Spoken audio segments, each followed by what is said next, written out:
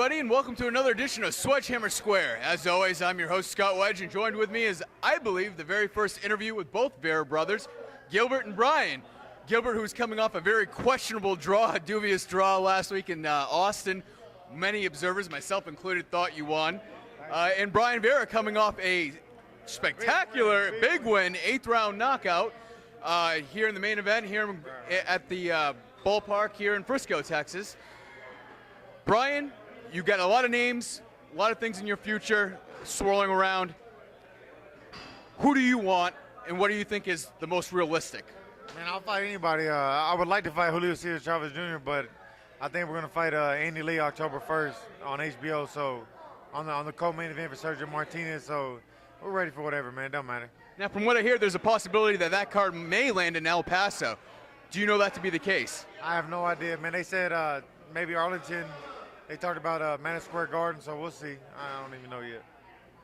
If it is in Texas, that's obviously gives you an advantage. No matter who you fight, you have a great hometown following here, whether it's Austin, Fort Worth, anywhere here in Texas. Yeah, I do. What does it mean to you having everyone there screaming for you tonight? How does that inspire you during the fights?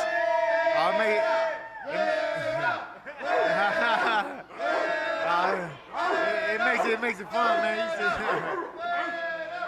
Well, not only do you have a great hometown following, so does in this man, Gilbert Vera, and you've got some big things coming up. You had an 18-month to 2-year layoff. You came off a big win against a guy who was 16-1 coming into the fight. You took it to him. You took him out. Unfortunately, some things happened. You were on the shelf for a little while. You've now had 2 fights in the last few months. What's next for you? Next is get back in the ring. I'm going to train as hard as I ever had before. I look up to my brother, and I'll follow in his footsteps, and I will not disappoint. So big things for me and my brother Brian Vera. He did a spectacular fight tonight. He showed all his improvements, and we got bigger and better things coming up, and look for us for here at the end of the year, and we're going to do big things. That's it.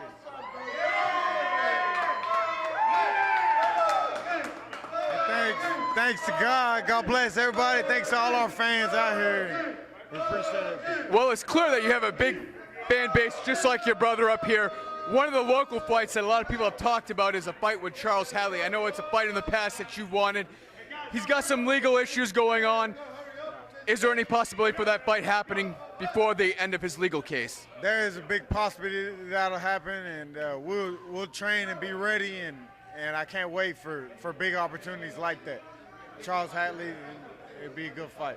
Well, before we sign off with this historic interview, the first time, to my knowledge, of interviewing both Veras at once. Let me say thanks to the sponsors, Corrupt Clothing,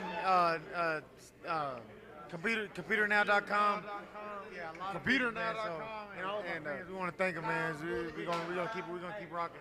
Well, the fans, as well as myself and everybody here with Swedgehammer Square, want to thank both of you as well. You for putting on a spectacular fight, as you always do, and for you for being here and putting on all the spectacular fights that you always do. And we wish you the absolute best of luck in the future. As you said, I think it is going to be a next big 12 months for you guys, and we thank you and we look forward to seeing it. Thank you. Well, that about wraps it up for another edition of Swedgehammer Square here in Brian and Gilbert Veraville, Frisco, Texas. Saying so long, everybody. This is Scott Wedge saying I'll see you all at ringside.